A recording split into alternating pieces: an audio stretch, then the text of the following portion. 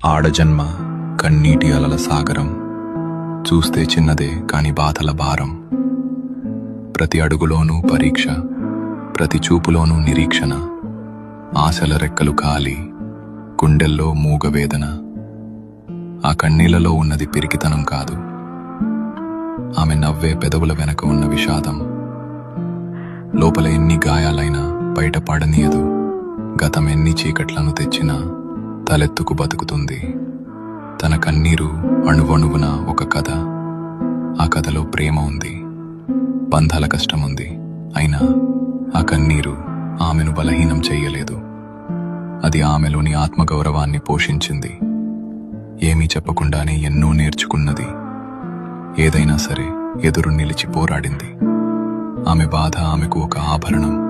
అది ఆమె గర్వం, ఆమె నిజమైన అందం. ఇది ఒక ఆడపిల్ల కన్నీరు.